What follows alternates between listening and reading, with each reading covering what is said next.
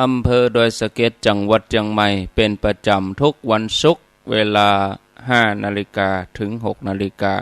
สัญญาณท่านพระครูพร้อมแล้วนิมนต์เลยครับนิมนต์ครับขอ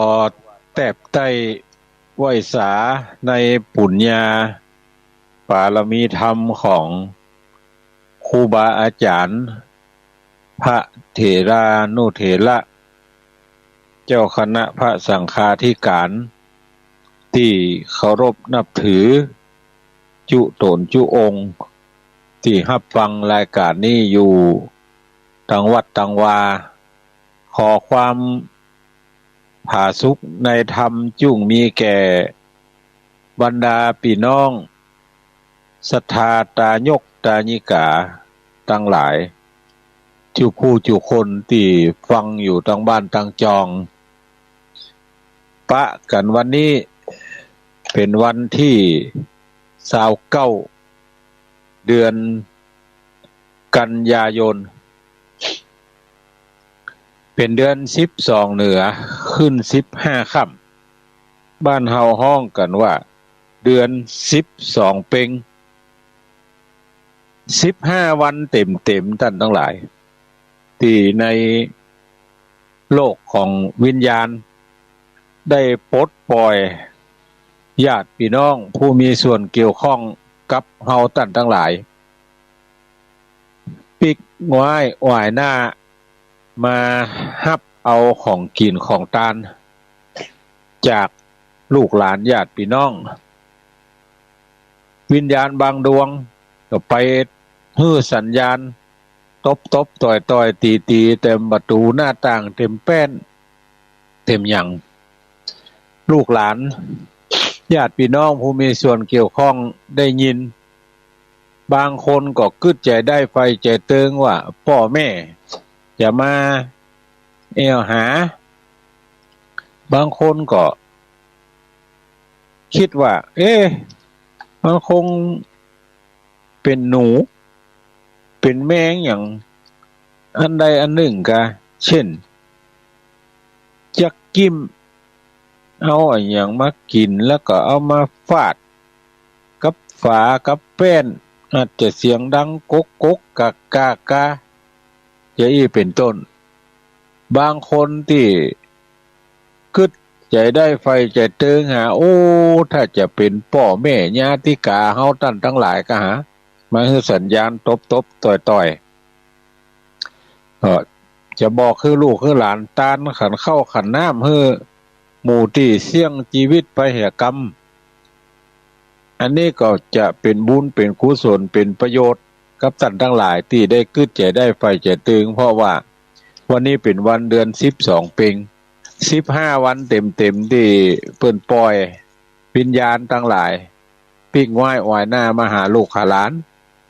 มารับเอาของกินของทานถ้าได้ไปเขาลองกึดใจพอสมมุติว่า5คนเฮาตวยกันเนี่ย4คนนั้นเปิ้นได้หมดแล้วเฮาบ่ได้คนเดียวอันอย่างจะเกิดขึ้นถ้ามันบ่แจ้งลูกแจ้งหลานนี่ต่อเถอะ มันถึงแจ้งดังนั้นโอกาสกาละเวลามาถึงละหลายวัดหลายวาหลายที่หลายหนจัดให้มีการตันสลากหากไม้วันนี้บางห้องก็กินสลากบางห้องก็ตันสลากบางห้องก็ว่ากินข้าวสลากอันเดียวกันนะคือการฮื้อตานมหาบรรพชนผู้ล่วงลับไปแล้วท่านทั้งหลายเมื่อมีโอกาสก็ทำให้เด้อทำให้เมื่อจิตยังดังสาบนี่ถ้าว่าหมดโอกาสแล้วก็จะมามีเวลาทำหรือเวลาแถม15วันวิญญาณทั้งหลายก็จะได้ปิกปอกไปเสวยวิบากกรรมตามอัตภาพของแต่ละดวงวิญญาณละวันนั้นได้เทศนาธรรมเรื่องมัจจารีนางแมวลายมาจนถึงผูกท่วน8วันนี้จะขึ้นผูกท่วน9วันศุกร์หน้าก็เสี่ยงละพอทำกับเนี่ยมีอยู่ถึงหมดกัน10ผูกเรื่องราวจะเป็นจะได้ก็ขอเชิญท่านทั้งหลายรับฟังก่อนที่จะไปวัดไปวากันนี่บางคนพอไปพุ่นละตี 5นี่พอหาบบรรลุบรรจูนไปวัดพุ่นละเตรียมจะตานขันเข้าละ บางคนก็ยังอยู่บ้านอยู่จองอยู่ก็รับฟังกันตามสมควรแก่เวลาสืบไปเด้อ นะโมตัสสะภะคะวะโตอะระหะโตสัมมาสัมพุทธัสสะลำดับธรรมเทศนามาส่วนอันว่านางมัจจารียอดแก้วก็มาเข้าเครื่องแล้วผัดดับตนอันเป็นเครื่องเมืองบนสวรรค์มีรูปโสพันองค์อาจเหมือนดังนางเทวดาจากตาวติงสาหาผู้จักเพียบเทียมบอดใดส่วนเจ้าหนอไทยจันตาก็มาผัดดาเนื้อตนทิลาดดูสะอาดงามตามีโสภาใสสูดเหมือนดังเตวมบูดฟากฟ้าขับเบ็ดนาดูคานหาผู้จักป่านบอดใดเจ้าหนอไทยจันตาก็คืนขี่จ้างใจยาตัวผาเสดงามล้ำเลิศงางอนใส่ร้อนวำวองชัดคำทองมุ้งบนก็มีหันและนาตะมัดทางปากกาเซนโตสัทธาอาหะสัทธาอันว่าพระสัพปัญญูตนเป็นโคยิ่งโยดตนโพดโลกโลกาตนพระสัทธาแสงสวัสดิ์จักเธอเป็นประโยชนะวาจายิ่งเตสนาวาตังสุตัวมัจจาลีเสนาคุตตาอาลาธานังโอภาเสตัวจันทะกุมาโลปุชชันโตดังนี้ภิกขเวดูกันลาภิกขุตั้งหลายส่วนวันนางแมวลายต้นบุญใหญ่ก็เฮอหมู่ไพรฟ้ามนถีอันมีในกวงแมวคาบแก้วเฮอออกมาแล้วเจือจานตั้งจ้างปลายสารและม้าขี่ออกมา ออกมาจากที่กวงแมวหยาดยายเป็นเทวนับเสียงเป็นคนติบอันเจ้าเลี้ยงไว้แต่ได้มาเป็นตาสาตาสีนับอ่านได้101ผ่านใหญ่ล้วนเป็นยิงใจไปแวดล้อมแหนแห่ออมเป็นปริวารแห่งพระผู้บานที่ลาดคือเจ้าจันตาผู้วันนาดและนางแก้วอาจแมวลายอยู่เป็นสายยศอาจกันพร้อมแล้วก็ยัวลิญญาตขึ้นขี่จ้างปลายสารเตียวตามต่างเส้นใหญ่สัดเด็ดจากป่าไม้มาสู่เมืองก็ลวดไปถึงเวียงหลวงกวงคุ้มคนหลังลุมเขาหอใจหมู่จ้างใจมาขี่ไล่เข้าจู่ที่สนามคามก็มีฮันเลนนาตัดสมิงคันเนในขันหายามนั้นอันว่าพญาโตนป้อเล็งหันลูกแก้วนอตนมาก็มีความโสมนัสสาจมจืนปีติตื่นยินดีโดยมีปิญาหักมากแล้วก็อุ้มเอาลูกลักลาดแห่งตนนั้นจากลาจาอันว่าพญาโตนป้อก็มาสอเฮอหมู่เต้าเสนาปงอาจญาตกแต่งยังภาษาแก้วแห่งหลังคานเฮอเจ้าจันตาผู้บานได้ขึ้นอยู่บนภาษากูห่อคำกันกระตำมัวละมวลแล้วก็อาราธนาลูกแก้วทั้งสอง ขึ้นเถิงทองยัวลินญาติอยู่บนภาศาสห่อใจยามนั้นเศษนาในผู้จบฉลาดก็มาห่างเครื่องลาดตุนสารของพันดาหลายเหลือแหล่ตามลีดแต่ประเวณีนำเอาจ้างปลายสารดีมาเป็นกู้มาอาจาอยู่เลี้ยงสองตามดังกองเมืองหีดเก่าเข้าเครื่องพร้อมผัดดับผัดดานำนางกัดยาตั้ง60,000นำมายกยื่นถวายปอนส่วนเจ้านกรโต้นป้อก็อับเนือปั่นเมืองแก่เจ้าบุญเรืองลูกลาเป็นเจ้าฟ้าผ่าปลาเป็นพญาแต้นปออยู่สร้างก่อกินเมืองยามนั้นเศษนาเลืองภูเก้าก็มาขับเจ้าถวายพรเป็นมังกรกรลาบตามสุภาพกองดีว่าวันนี้ก็เป็นวันดีสีมังกรจมจืนละลื่นโดยโจกลาบลาพระสการยุต่างเสวยลาจะตานไฟหนาวลือตัวดาวเมืองไกลฟูงไพรไตอาสะไหลเจ้าเปิ้งบุญเจ้าใหญ่จันตาอันมาเสวยลาจะการเต้นปอเกิดบ่อแก้วบ่อแสงมีบ่อเงินและบ่อคำแดงแวดล้อมมีค่ายิ่งใจอยู่พร้อมเป็นปริวาร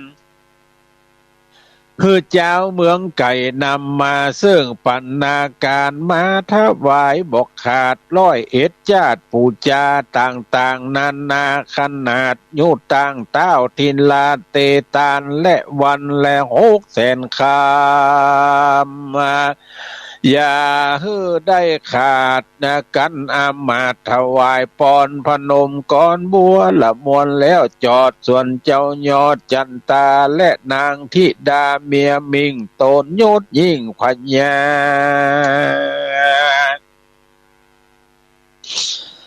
และมีพญาคันนิ่งไปมาจอดเมียนก็มากฎหมายอยู่ใจถามข่าวเทพไทยและเทวดาเมืองเจ้าก็แต่งตามปิมแป้งเป็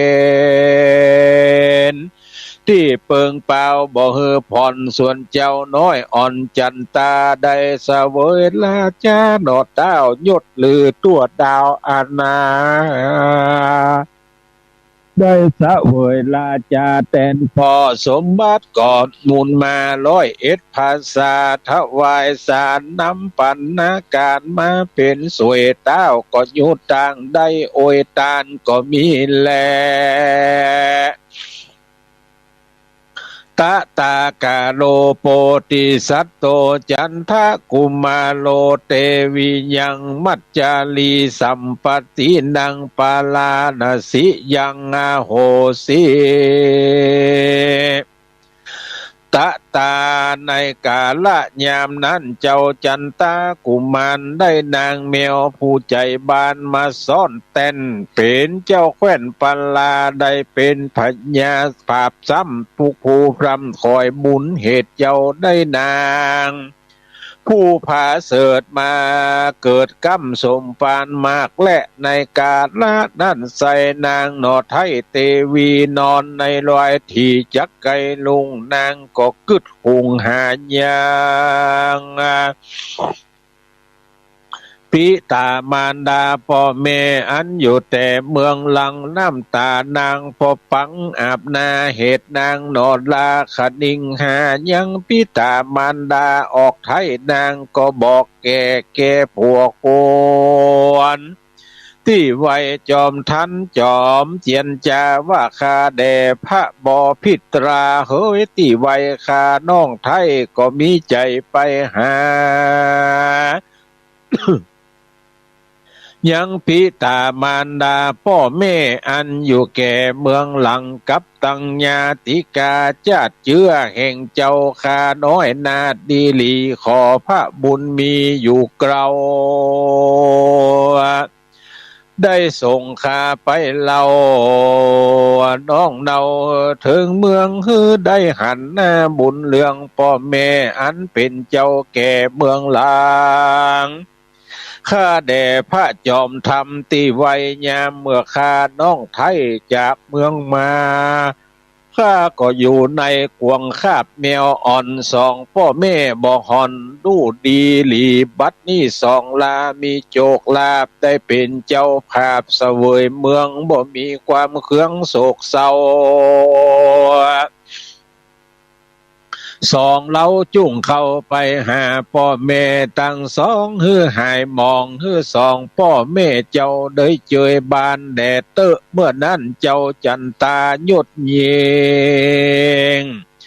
ลักเมียมิงดังดวงใจจิ่งพาสะไหลตานตอบอันประกอบไปโดยกำหวานว่าดูลานางนงคานเฮ้ยนอนนอ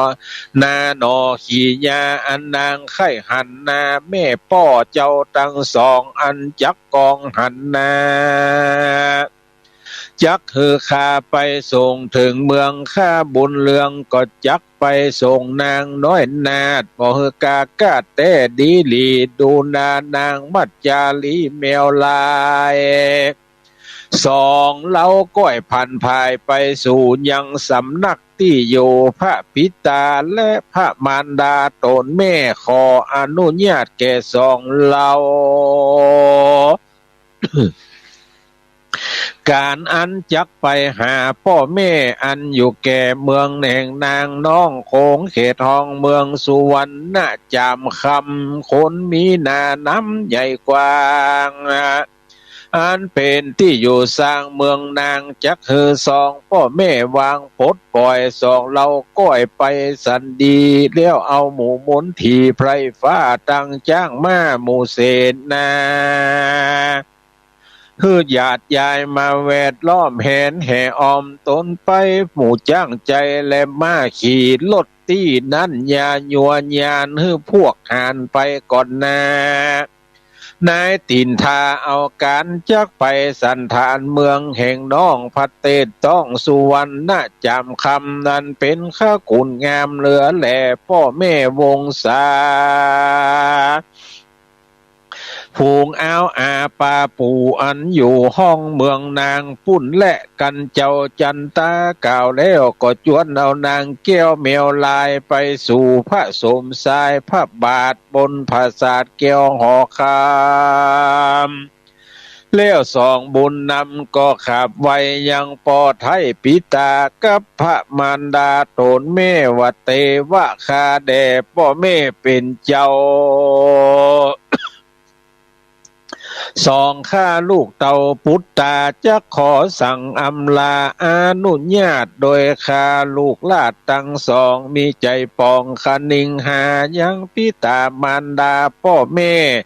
ตั้งพี่น้องแต่วงศาญาติกาเจือจาดปางเหมือนนางได้พรากเมืองมาก็ยังอยู่ในคาวากวงคาบแมวอ่อนบัดนี้ก็ได้อยู่สุขย้อนบุญพ่อแม่เจ้าพิตาบัดนี้นานางก็ไข่ไปหายังปาลาเมืองเก่าขอสองพ่อแม่เจ้าจุงอนุญาตเธอสองลูกลักลาดไปแด่เตอนากันว่าสองเจ้าไปแล้วหันพ่อแม่แก้ววงศาฟูงกันนาญาติอันเป็นข้ากุลเงาลาดพวงปันข้าจอมทันหันแล้วลูกแก้วก็จักกลับคืนมาอยู่เสวยปาลาแหล่งลาอยู่เป็นเจ้าฟ้าผ่าปัทวีว่าอันเมื่อนั้นพระปิตาโตนพ่อได้ยินลูกลักแก้วหนอสายใจตั้งไทยก็มาอินดูเล่นลักมากอันลูกสะใภ้หากมาวอนนางก็เฝ้าขอปอนดีจะใจพระนอไทยลาจาก็มีกรรมคุณแน่วางอนุญาตเธอลูกลักลาดทั้งสองแน่มัวมองมาขับไว้ป้อแก่นไทยก็เจียนจา ว่าตาตะดูลาบุตตาเฮ้ยลูกลักปอลูกแก้วหนอสององค์บัดนี้พ่อก็สละปงกำมองแต่เราพ่อก็อนุญาตเธอสองเจ้าไปสันดีอย่าได้ฮือมีโลกาพญาตจุงลำงับจากเสียตนฟูงกังวลน้อยใหญ่ตั้งไพรฟ้ามนทีจุงฮือติดตามไปรักษายังสองสลีลูกลักพ่อนอแก้วอันจักไปขอจุงจักไปตามสวดสดีแด่เตอะกันว่าสันใดเมืองตั้งสองอันจักไปเป็นพิดานตั้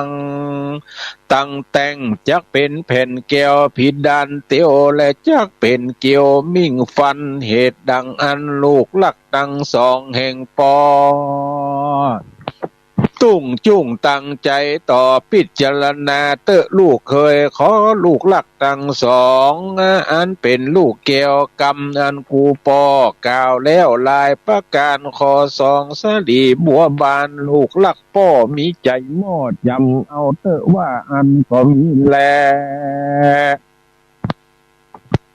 ตะตาในกาละยามนั้นเจ้าจันตากับนางเมียวลายน้อยนาดก่อนนบไว้พระบาทปาตาสั่ง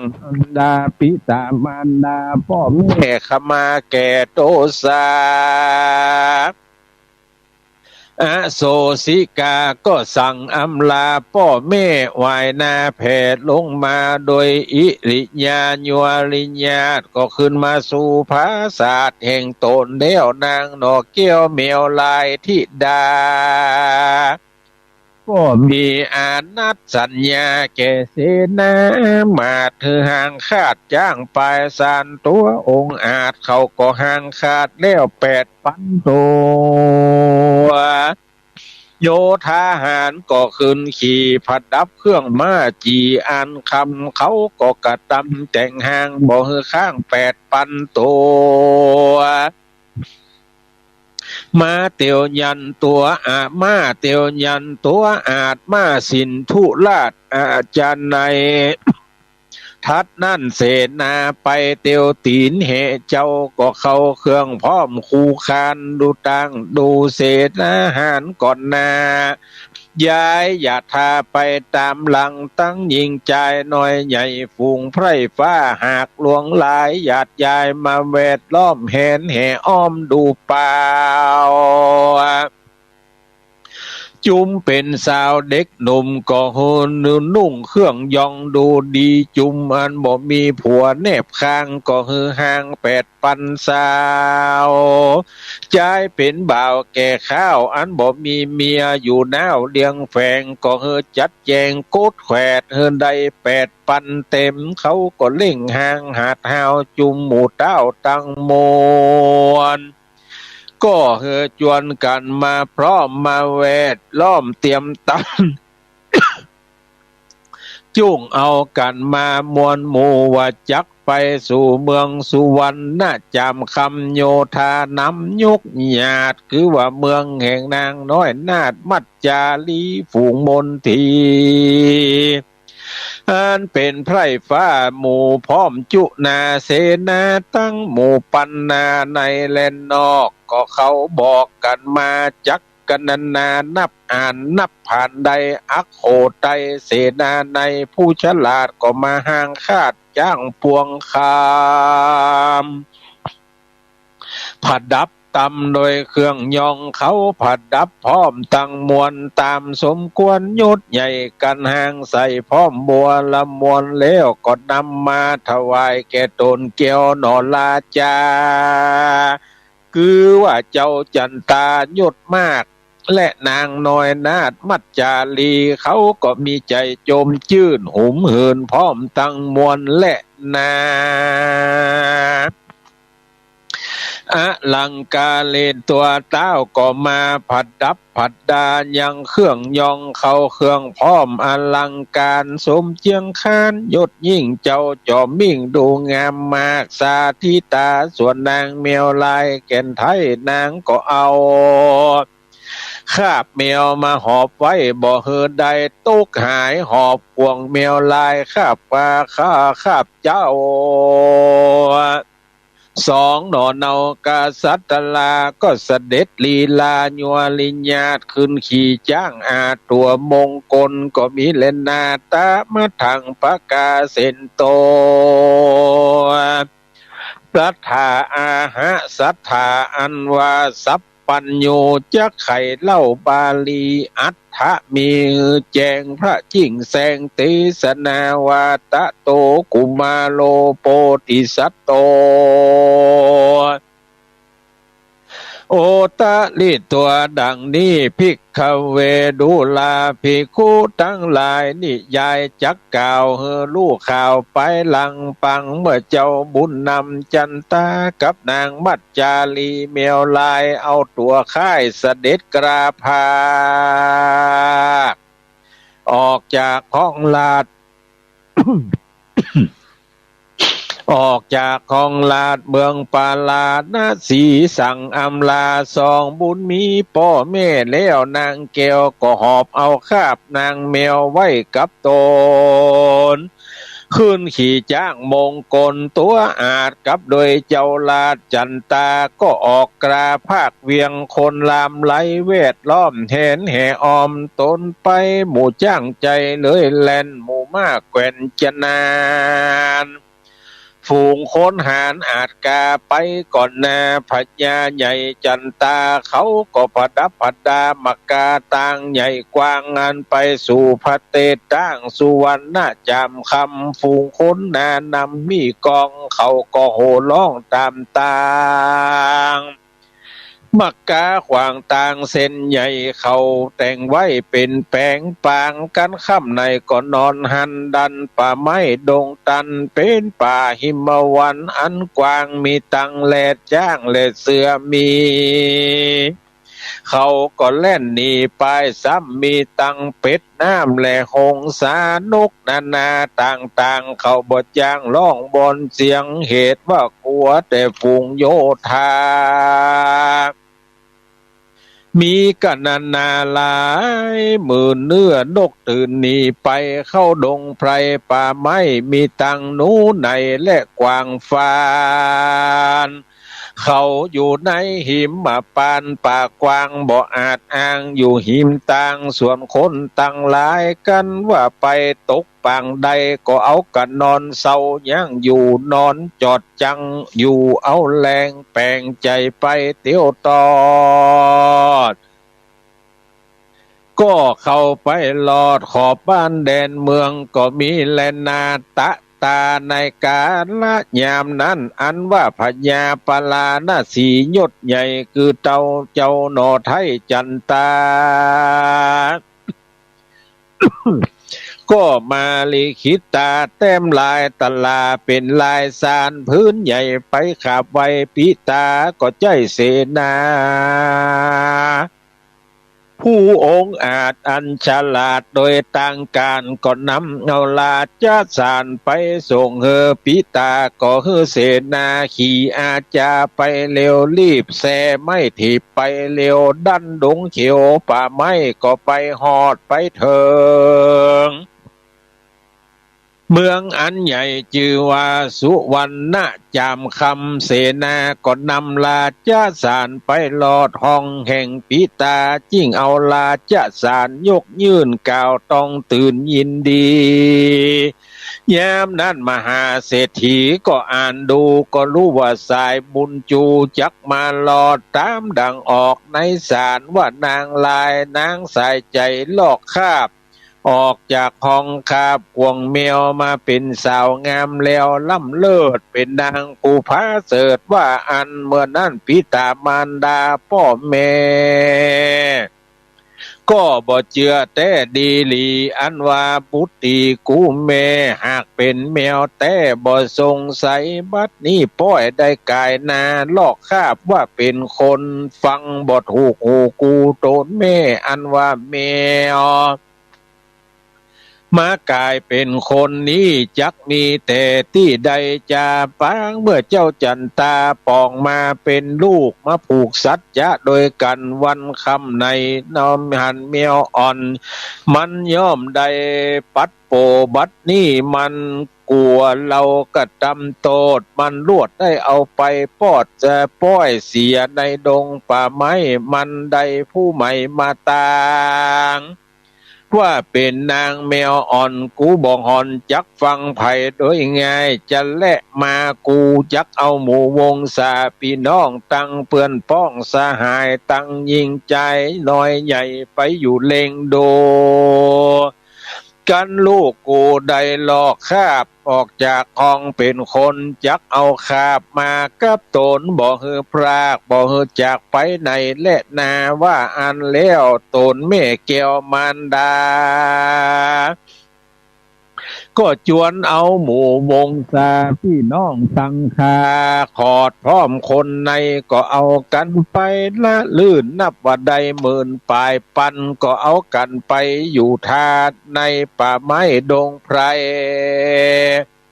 ไปไก่นับว่าได้20 วันก็เอากันย่างอยู่ในหมู่ป่าไม้ดงนาอันมีสาขาป่ายอดแปงตับยอดปางเศร้าก็มีหันแลตะโตโสราจาส่วนเจ้าจันตากุมมารและนางนงคานแมว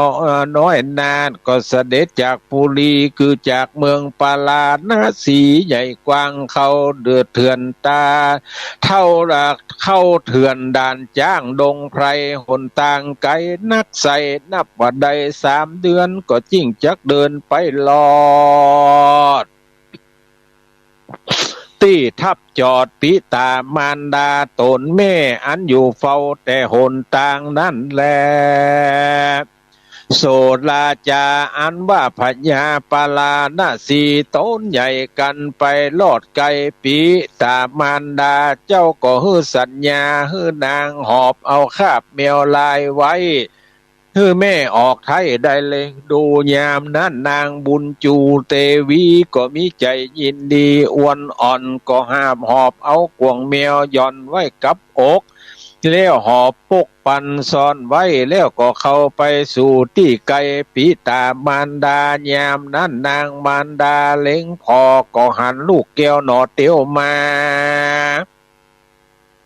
หันนางหอบเอาคาบแมวมาเต้นเล่ายามนั้นนางแม่เจ้าก็ลวดยินดีนางก็ลีลาไปสู่ไปตอนรับเอาลูกทั้ง2 องค์ก็มีแลในกาละยามนั้นส่วนเจ้าทั้ง2ก็เล็งหันพ่อแม่มาสู่เจ้าจริงได้สัญญาฮือหมอกวานมาขี่จ้างก็เอาขอเกี่ยวง่างหัวลง จ้างมงคลก็กลมแตบนาแนบกับธรณีแผ่นดินดีกู้แก้วลิมที่อยู่พ่อแม่เจ้าพิตายามนั้นตนมารดาพ่อแม่ก็ปากตันแต่แผ่เจียนจ้าว่าดูลาสายสีเนหาลูกลักแม่พ่อแม่ก็ก้องหา2 เจ้า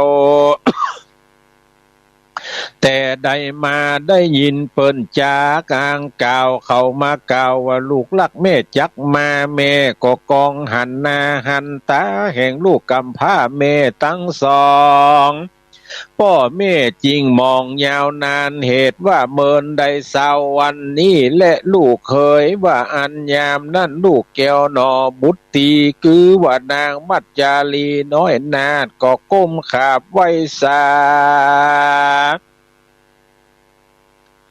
ยังมารดาปิมีปิญาเสนาสิเนหาลักมาก3 แม่ลูกหากผสมกันได้ยินสนุกมันใจมาก็จวนเอากันพรากป่าไม้มา ผ่านลูกค้าเข้ามาสู่เมืองเสียงคนนันเนืองมีกองก็มาลอดห้องเมืองใหญ่สุวรรณจามคำก็มีวันนั้นแล โสโปติสัตโตปางเมื่อนอตัดสะพลยกหลีพ้นไปลอดเมืองแก้วยอดสุวรรณจำคำคนนาน้ำเวทล้อมเห็นแห่ออมนันเนืองฝูงคนในเมืองตีนั้นเขาก็อยู่หันเลงโดยังหลีปนโยธาแห่งสองบุญจูโนนาคือว่าพญาผาฟ้าปาลานาสีเขาก็มีกรรมดีจากกันว่าเจ้าตนนี่นาบุญใหญ่กว้างเป็นเจ้าจ้างกษัตริย์ลาหากเป็นลูกพญาปลาดนาสียศใหญ่มีไพรฟ้ามากหลวงหลายแต่นอว่าอันจุคนก็มีแลตัดสมิงคันเน ในคณะบัดนั้นเราโตส่วนตนหนุ่มเนาจันตาและนางมัจจาลีแมวลายเป็นเจ้าก็จวนเอากันเผาไปสู่ยังที่อยู่เรือนมหาเศรษฐีส่วนมหาเศรษฐีผู้เป็นปอก็เป่าซอปงตำมือคนตั้งหลายมาช่วยกันแต่งสร้างยังตำนักใหญ่กว้างสองหลังแล้วก็คือคนตั้งหลายได้เข้าอยู่ย่างจอดป้อจักตอดเข้าปั่นอาหารจิ้นปลาหลายหลากเอามาเลี้ยงคนหลากหลายตั้งหญิงใจน้อยใหญ่ น้อยใหญ่ตุกผู้ไฟจมบานเขากินอาหารอิ่มต้องยามนั้นเจ้าพี่น้องตั้งสองก็มากระทำกองเมืองอันใหญ่ไม่สลีสันใจโยเกณฑ์ขันใส่ใหญ่ใส่เก่าไว้พ่อเจ้าปีตาตั้งมารดาพ่อแม่ว่าตั้งแต่นี้ไปเมื่อนาจุงเขือคาอยู่สดสดีคือมีอายุยืนยาวเตียงเต้า120 ขวบเขาตีคาแดดเตออันหนึ่งเล่าเมืองตั้งสองอันยิ่งใหญ่ล้ำอย่าใดก็ตามปีเบียง15คือเป็นสายเชือกฟันมันต่อญาวจีวังแดเตอว่าอันเมื่อนั้นพ่อพิตากับตังมารดาโตนแม่แห่งนางงามแง่มัจจาลีอันเป็นปุตติหนุ่มเนาอันจักตอบกำลูกเต้าตั้งสองก็กล่าวตามกองบทบาทก็แสงสวัสดเป็นกถาว่าตาตะพุตตกาปิยังไม่หังดังนี้ดูลาเจ้าลูกลักแก่ปอลูกแก้วหนอ2 องค์บาทนี้ก็มีหัวใจสังกาหมดแล้วเหตุว่าลูกแก้วหนอปุตติหากเป็นมัจจาลีแมวลายอ่อนป้อก็บ่ผ่อนได้เคยหันกันว่าลูกจอมขวัญแห่งป้อดังอันนางเข้าสู่คาบกวงแมวอย่าฮือคาบแล้วสักหน่อยฮือป้อได้หันแจงเจตแก่ตาฮือมดกำสังกากูป้ออันนั่งทาพอเล็งดูนี่เตอว่าอันเมื่อนั้นนางมัจจาลีแมวลายน้อยนาดก็รีบกากาดเข้าไปสู่ยังที่อยู่คาบกวงแมวร้องเสียงแงวแงวดังเก่าคือพ่อแม่เจ้าพ่อเล็งโดคือรู้ว่าตนเป็นสาลีบุญจูตนลูกคือแมนถูกตับจับตาแย้มนั้นฝูงญาติกาป้าปู่ได้หันอยู่กับตาคนนั้นลายมากก็อัศจรรย์ใจมากกว่าหากแม่นแต่แลนนายามนั้นนางก็ออกมาจากคาบพวงแมวนางก็ตัดสะแววขาบสมมาไว้ปิตามารดาพ่อแม่เมื่อนั้นพ่อแม่ก็เฮสุมมากันมีใจอันทุกข์ยากเสียงร้องไห้หากเนืองนั้นก็มีหันแหละนานิธิตังขีญาอันกล่าวจายังนางแมวลายผูกทวนเก่าอันนางหนอเนาแมวลายได้คุยคายเข้าสู่ยังที่อยู่คาบพวงแมว ร้องเสียงเงียวเงียวเหมือนแต่ก่อนเฮือเจ้าหม่อนคนหลายได้รู้หันปุ่นอัศจรรย์ก็มีมากนิยายหากยาวนานก้อยอดสาถ้าฟังในผูกนาผูกเก่าจาเต้านี้เต้าอีก็บังกลมโสมเลศสะเดตันพี่น้องผู้ฟังทั้งหลายก็ได้ฟังพระธรรมเทศนาในเรื่องแมวลายผูกท่วนเก้าจบลงไปเป็นที่บัวละมวนก็เนื้อหาสาระก็ยังที่ท่านทั้งหลายได้ยินได้ฟังจบลงไปแล้วว่าเจ้าจันตากับนางมัจจารีพากันออกจากเมืองปาราณสีปิกไปหาพ่อแม่อันเป็นเศรษฐีอยู่ในเมืองสุวรรณจามคำก็ได้ปะกันเป็นที่เรียบร้อยเขาฟังตามเนื้อหาสาระธรรมท่านทั้งหลายเพิ่นฮือห้างจ้างถึง8,000 ตัวม้า8,000 ตัวแม่หญิงบ่มีผัว8,000 คนพ่อชายที่บ่มีเมีย8,000 คนแล้วก็คนที่มีลูกมีเมียแถมพ่อชาย8,000แม่หญิง8,000นะ48 32เอาจ้างกับม้ามาเปาะเป็น58 40เอา40,000 ป่ายมันจะยังได้บ่ล้ำบ่เหลือลองคิดบ่เถอะเฮา10 คนเตียวขนาเนี่ยแล้วรัดเนี่ยอันนี้40,000 ป่ายมันจะเป็นจะได้พ่อท่านทั้งหลายลองคิดพอเนี่ยสมัยก่อนเปิ้นห้างจ้างห้างม้าปากันไปสู่ที่อยู่ของปิตามารดาเนี่ยมันจะเป็นแบบเนี้ยคือเฮาท่านทั้งหลายได้ฮู้ได้หันเป็นเรื่องของแบบเบาโบราณที่เปิ้นเนี่ยเปิ้นทำกันมาอยู่สลวดดังนั้นเฮาท่านทั้งหลายที่ อยู่ในสมัยเนี้ยในยุคนี้ในสมัยนี้ก็ฮือได้กึดจะได้ไฟจะตึงว่าคนทั้งหลายสมัยก่อนเนี่ยกว่าจะไปไหนแต่ละครั้งเนี่ย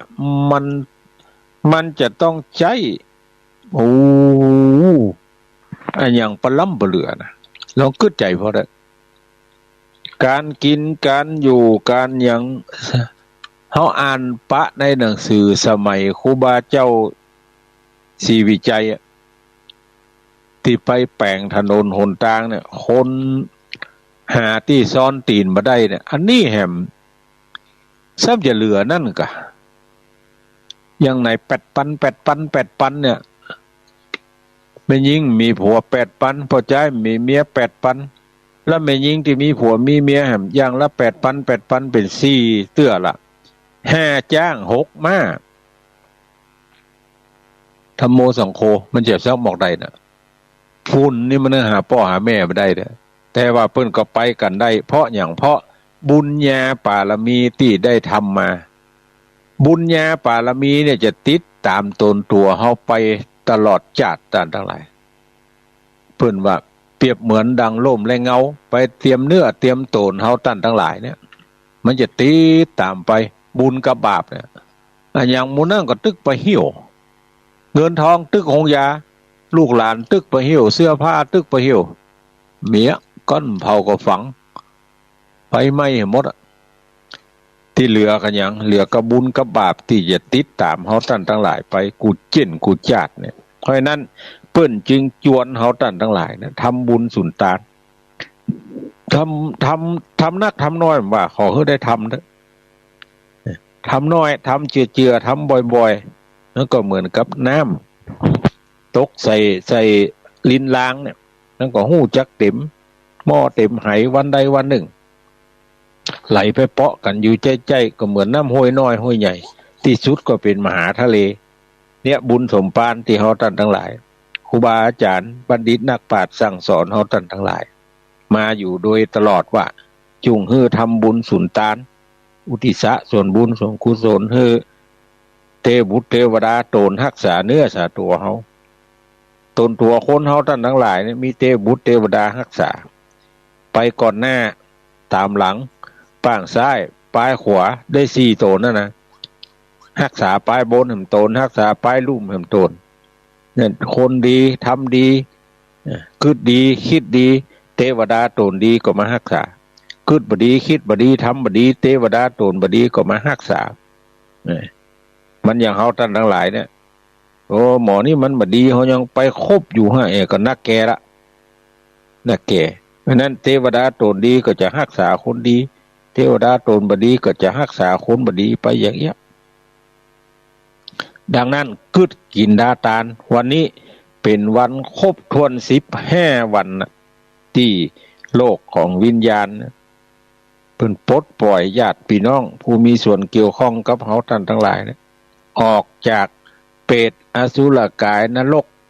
ยกคืนสู่ยังมนุษย์โลกปิกปอกหน้าคืนมาหาญาติกาสัมพันธวงศาพี่น้องผู้มีส่วนเกี่ยวข้องหวังว่าจักได้รับเอาของกินของทานบางคนเป็นลูกเป็นเมียเป็นผัวคือใจได้ไฟใจเติงคือเติงหาเมื่อก่อนได้อยู่ด้วยกันเหมือนก็ดีเหมือนก็ดีก็ยังบอกให้ลูกเต้าสู่ตานขันเข้าหาพ่อแม่สู่เหกำเน้อตัวบ่ทำก็บอกให้ลูกเต้าทำอันนี้ยังเป็นแก้วเป็นคุณต่อกันและกันอยู่ดังนั้นก็คือกึดกินดาตานวันนี้เป็นวันศีลใหญ่ศีลหลวง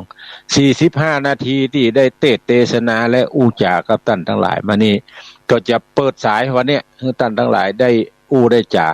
0817964608ไผฟังจากทางใดดาขอบดาครัวแล้วกะว่าไปวัดแล้วเอาวิทยุน้อยโตยฟังกะว่าพอทาง YouTube อย่างนี้ก็เอิ้นจากันมาได้0817964608วันนี้ติดักนี่มันจะหยาเพราะว่าวันศีลใหญ่ศีลหลวงอาจจะเมาดาครัวแล้วฟังอยู่กูบ่ทันได้โทรเด้อเฮ้ยทุเจ้าก็บอกคือโทรถึงวันกูจะโทรทุเจ้าซ้ำเปิดโอกาสวันนี้เปิดโอกาสกูซ้ำบ่ว่างเหมาะนะว่ากันไปตามเรื่องตามราวเน้อพี่น้องศรัทธาทั้งหลายก็อู้จากันมาเรื่อยๆในด้านการทำบุญสุนทานเนี่ยเพราะว่าทานศีลภาวนานี่เป็นสิ่งที่เฮาท่านทั้งหลายควรจะทำ6243เจริญพรฟังจากทางใดฮะโพธารามเจ้าเกียมครัวไปวัดกันนี่เจ้าฝนก็ตกแหววันเนี่ยฝนตกเจ้าโอ้ฝนฟ้าฝนนี่กับการทำบุญสุนทานเนี่ยมันเรื่องของกู้กันเฮ้ยตกที่เฮาใครฮื้อตกบ่ตกสวัสดิ์หลวงละปูน่ะอันยังแคว้นเปียได้ไม่เสียการทำบุญสุนทานเฮาก็ถือว่าเทพบุตรเทวดาอำนวยอวยพรด้วยน้ำฟ้าสายฝนโอ้ดีละฟังธรรมชัดเจนเสียงบอกใครนี่มันเป็นวัดเป็นไอ้โห้ยช่วงนี้นะนึงกับญาติเพราะเขาเท่ากันแล้วเนาะนั่นน่ะอายุนักขึ้นก็เสียงแป๊ดไปติ๊กเหมือนนุ่มนี่ฮะเบะตามเรื่องตามราวไปยินดีเนอะเอาสายต่อไป1991194จากทางไหนฮะกับพระเจ้าเป็นตามตำบลเจซ้อนอำเภอเมืองปานเจซ้อนเมืองปานฝนตกก็นี่เจซ้อนนี่มันตกบ่ซื้อล่ะเจ้ามันนี่เดี๋ยวนี้มันก็อยู่ตำเด้อจะไปวัดแล้วโอ้ตั้งเพ่แม่เจ้านี่แม่เฮ้ยแม่เป็นเจ้าไข่หุย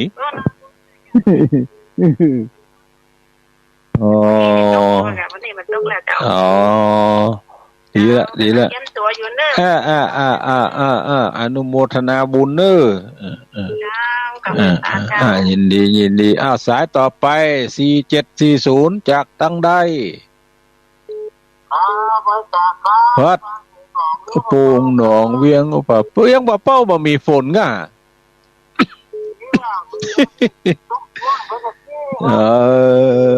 บอกย่างไอ้กำคนเฒ่าแกอย่าไปวัดอีกอ่ะ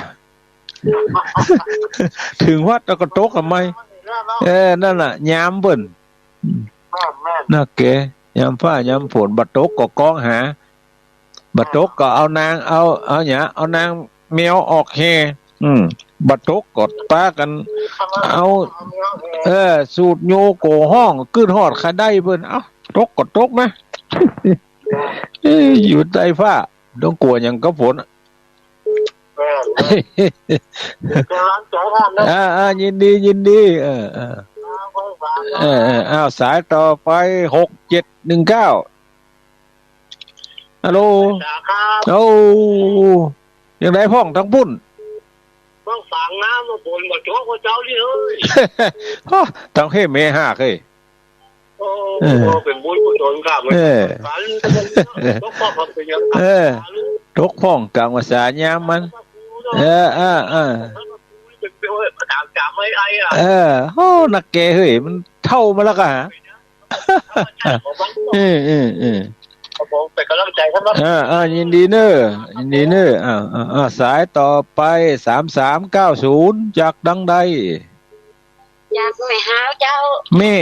ม่หาวห้างสัตว์ลำปางนี่เจ้าลำปาง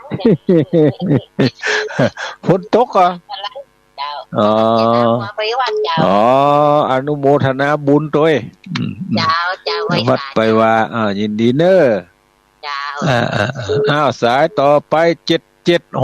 7767จากทางใดเอ่ยบ้านละปูนอุโมงค์ละปูนฝนตกก็นี่ช่วงคืนเลยตรงกำลังหาย่างเนี่ยเดี๋ยวนี้ปุ๊บละปูนนี่แต่นำลงมานี่เป็นอันนี้เทวดาพรมน้ำมนต์สลากหลวงจะก็ไปทำเขาที่วัดหลวงดีละทำบุญสูนตานบุญสูนตานไปโอ้หอจาน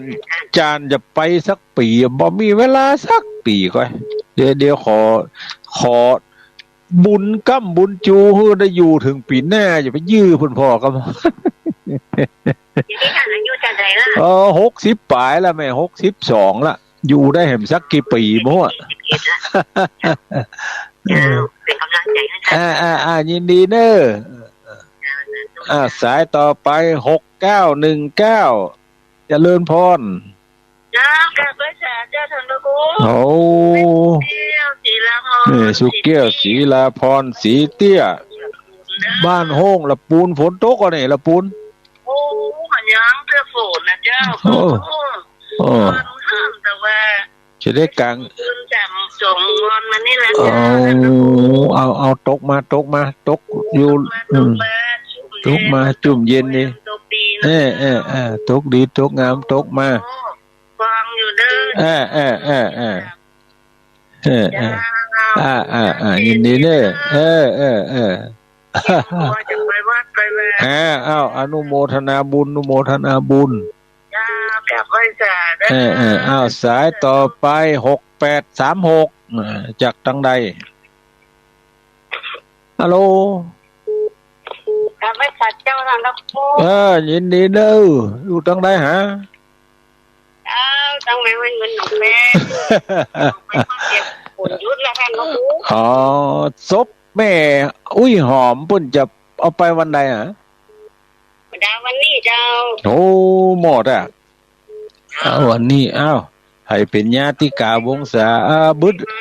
ดให้จะลงไปอยู่ยินดีเนอะสายต่อไป9134จากตังใดห้วยบ่อทองฝนตกก็ตกซิหมอกกลางจ้องยินดีตานทำไปหาคนตายยินดีเนอะยินดีสายต่อไป2823จากตังใดแม่ดาราหนองแฝกยินดีเนอะได้หมดหนึ่งเนี่ยมีกำลังใจอยู่นะยินดีเนอะ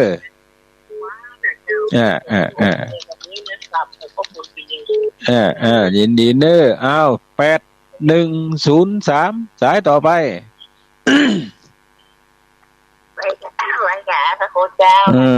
โอ้ไออย่างเดียวกันรู้นี่ กินยังก็ได้แต่ไอน่ะเจ้าเฮืดได้อยู่บ้านอยู่แต่บ้านน่ะอ๋อฟังไปฟังวันค่ำนะจะได้บุญกุศลแสนต่อวังเหนือลำปางนี่ฝนตกก็แม่จะตกอยู่ยินดีเนอะจะมั่นใจเลยยินดีสายต่อไปฮัลโหลเจ้าจากทางใดฮะไม่วางเจ้าท่านโอ้ฝนตกขนาดเหมือนกันเลยเจ้าฟังอยู่ที่จะปีสนใจเจ้าแม่วางไปวัดก่อนวะนี่ไปเจ้าเตรียมเรียบร้อยละจะเตรียมไปเอารถไปกับมันเนี่ยเนาะเดี๋ยวเอาก้อยตูตีตุ้มติมกับไม้ไปตัวอันเจ้ายินดีเนอะ5:58เหลือเวลาแถม2 นาทีวันนี้ฮับอยู่1 2 3 4 5 6 7 8 9 10สายอนุโมทนากับทุกท่านเนอที่โทรมาให้กำลังใจกันก็จะได้นำรายการนี้จากท่านทั้งหลายไปก่อนเผื่อว่าตนอื่นจะได้เข้ารายการต่อไปแถมก็ขออนุโมทนากับท่านทั้งหลายที่เกี่ยมขอบเกี่ยมครัวจะไปวัดไปวาไปทำบุญสุนทานตามจาฮีตและประเพณีที่เฮาทั้งหลายได้ยึดถือประพฤติปฏิบัติกันมาโดยตลอดขออนุโมทนาบุญกับท่านทั้งหลายขอปั่นป้อนให้ท่านทั้งหลายได้อยู่ดีมีสุขมีอายุมั่นขวัญยืนอยู่ก้ำจูดูยังวรพุทธศาสนาดูตั้งกินดูตั้งไว้ดูตั้งใจจ่ายเตตานในศาสนาแห่งพระโกตมะเจ้าเหมือนกันจุผู้จุคนนั่นจุงจักมีเตี้ยงแต้ดีหลีจิมเตอจัดวัดทันติลาง